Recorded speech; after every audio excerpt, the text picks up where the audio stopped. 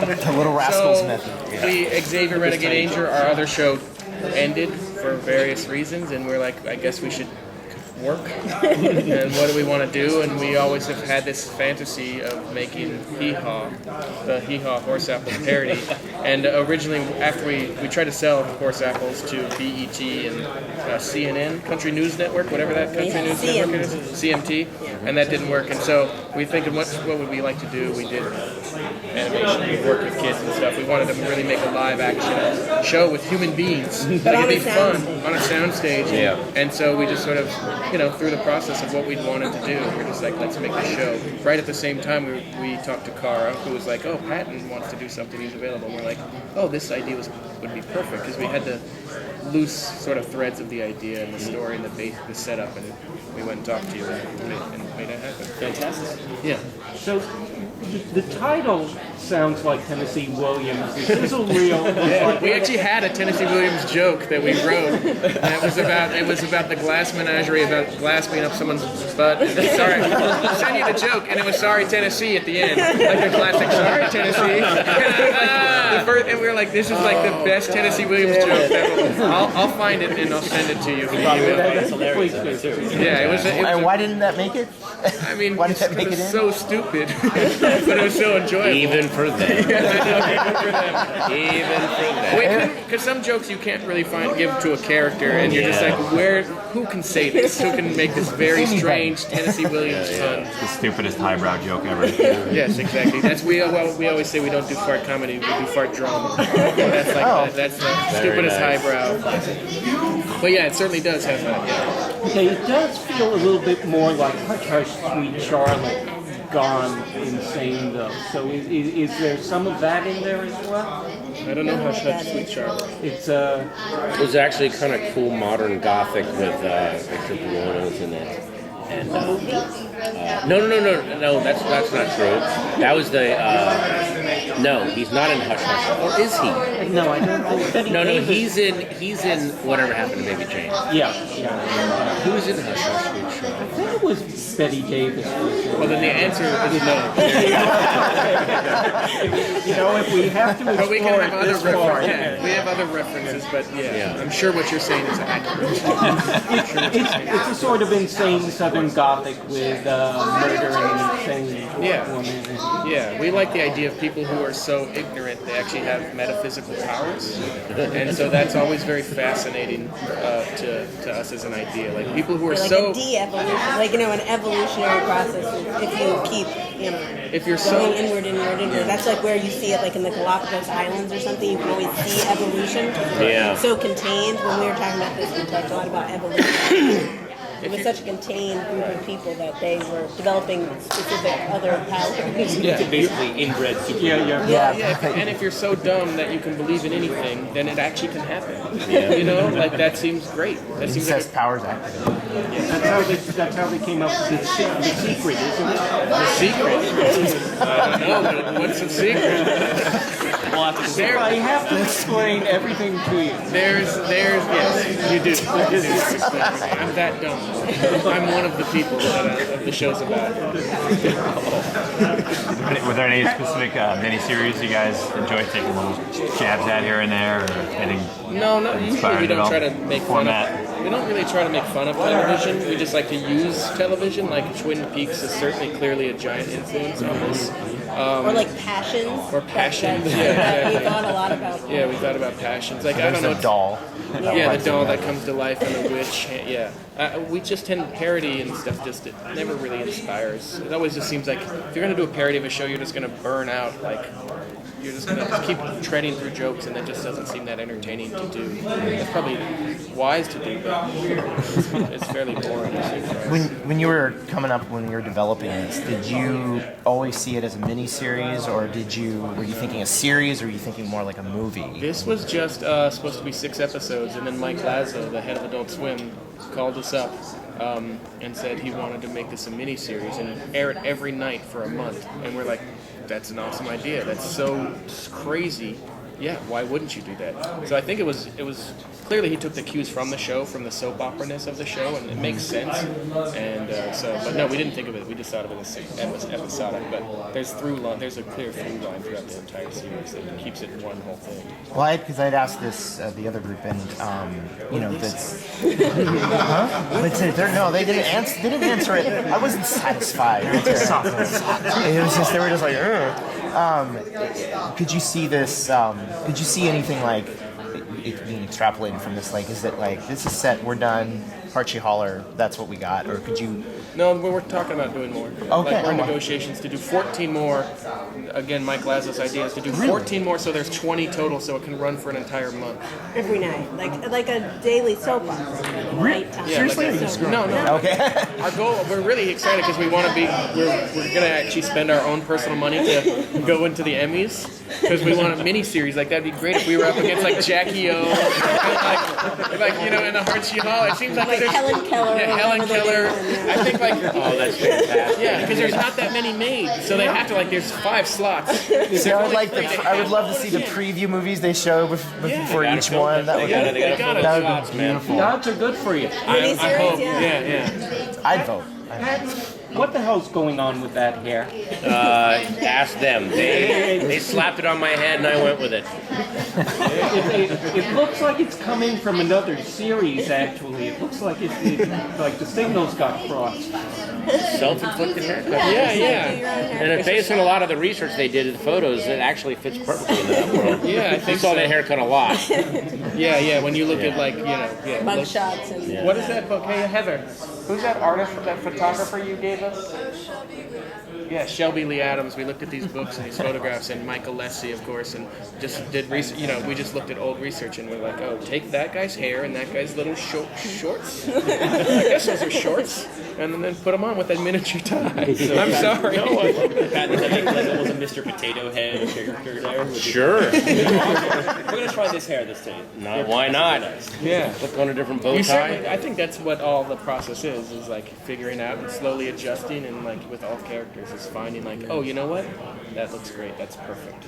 That gives you the wide-eyed innocence. That giving them that bold kind of boyish haircut, really I think made you seem like an innocent idiot. Right. And we wanted everyone to like be a character that no one was doing themselves, and them all to sort of match. Like all the siblings have like a slightly red hair. Like there are some things to it that there is reason to it. Yeah. So what is the process of shooting under the budgets that you have from Adult Swim? I mean, I gather you've got to do it quick and dirty.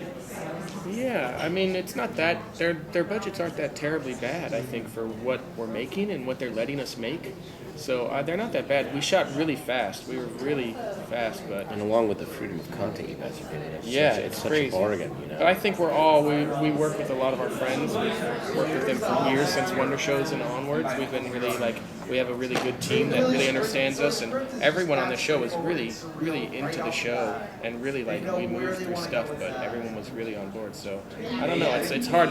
You can't complain, because And they said the lunches were great. yeah, it's true. We try to always have good food, and we mix it up all the time, because you can't when you're eating the same place over and over, you go crazy. And yeah, we try to be professional, as that's really the only thing you can be. And most TV is coming to us. Like people used to say your budgets are so low, but now so many of the basic cable networks, Comedy Central, whatever, our budgets are now right in line. Yeah. Well, yeah, that's where all the good stuff is nowadays. Really, it really is. True, AMC and all of that. And you can do so much more nowadays. Yeah. I have a bit of an off-topic question. Halloween coming up, and especially Pat, I know you have a young child. Congratulations on that. What's your take on dressing up your babies and taking them out for Halloween, and at what age do you think it's appropriate? Well, I mean, we don't really go trick-or-treating. They're too young. I went to a lot of our friends have kids' our age. We had a little Halloween party at a friend's house. And they wore little costumes, but once they're old enough, if they want to go, why not? So don't dress up a Young baby as and take it out. We dressed our babies up. Oh yeah, as well. Yeah, we dressed a Native American. We bought when Heather got married, we went to their wedding in Cherokee, and we bought this doll that had a little Indian outfit. And we're like, that's kind of the same size. We took it off and put it on our daughter. and then the following year, I went with my daughter, my oldest one. We went as Mormons. She was my daughter/wife. And we bought this clothing that you can go online and buy modesty clothing, and it's hand sewn by these like religious people, and they send you little messages with love and Christ, and it's really amazing. And it's quite beautiful stuff. And she had this little bonnet, and it was really sweet. We have a Jehovah's Witness church across the isn't going to their church and knocking on the door. Nice. You've got a pretty good Mormon aspect to you, actually. Really? Yeah. Compliment. We call him in. Healthy and good looking. Take it and move. I was actually raised Mormon, so Really? yeah. Now we're dressing our kids up Unfortunately as for me. the little one wants to be an evil witch. One wants to be a superhero. They're making Alyson dress up as a good witch and me as a daddy cat. That's the age where I get to decide what they wear. Now they decide what I wear, and I'm a daddy cat. Let me throw this There's out. an having dressed as a cauldron there. You lucked out. Wear it with pride, my friend. Since I have three great comedic minds here, let me ask you, this is our idea, and I'm arguing with my wife about it, but we have a 1-year-old boy, and I want to dress him up as the baby from The Hangover, but with a tiny Zach Galifianakis in a baby Bjorn. Oh, right. The reverse. Is it too late? Is it too late? As long as you can pull it off. No one's going to get the joke in upstate New York. I get it right No now. one's going to get the joke. Not where we live, no. Oh. But it's for us, right? Maybe you should move. Great. Yeah, go to where comedy people get the jokes. LA, here we come. Yeah. All right. What else we got? One final question. Actually, I mean, we're very much into the supernatural ourselves. We want to find out what. Go get your hat. Get the hat. No, don't move it. I'm sorry. You need to see the helmet. You have to see it. Oh, boy. But I want to know where you guys get your history or research from in terms of the supernatural. What have you looked to in the past? Do you get a lot from mythology? Do you get a lot from religious implications, like religious aspects, or where are you looking for a lot of the information that you're using in the show? I would say for you, it's what's that Salvador Dali movie with the eyeballs? Like it's Unchained. Yeah, it's a big one. Yeah, that's actually Vernon's. Yeah, that's Vernon's really into that. I mean, all those things. Really, all those things have crazy ideas in them, and they're all very magical. And so that's what's sort of fascinating about those things. And so, I don't know, just basically we are inspired by all those things, but we have our own ideas and just make sure people haven't done the ideas we've done before. You find it difficult because there's so much out there, especially in literature and comic books, that people have discovered a lot of avenues. You find it difficult to say, okay, that's already been done before? I think luckily for Vernon and myself, we kind of challenge each other at that, and that somehow it doesn't seem difficult for us. But I think when we've tried to do it on our own or separately, it's difficult. Yeah, but somehow that just sort of works. Fantastic. Yeah. Was it Xavier essentially the pinnacle? Was that like hitting the upper atmosphere and Of what? That's a something. Of life? of ideas of That was just a series different goal. I think for us, it was like, how do you make a feature film's worth of entertainment into 11 minutes? And so there's sort of a different goal as a show. I don't know. Yeah, but that's jam packed. I'm sorry about that. Sorry. We would literally, when we would audio edit it, we would literally take out. Xavier doesn't breathe. We would literally go in. I'm not kidding, and take out every to the frame of where there was a pause, and he doesn't stop. And it just really amused us theoretically. Some kind of postmodern 24. Yeah, exactly. It's just so I don't know. I shall say it gave you a good buzz afterwards. Yeah, exactly. It's a headache. It's a headache. Have you guys been up to the show floor? And if so, how would you describe the scent?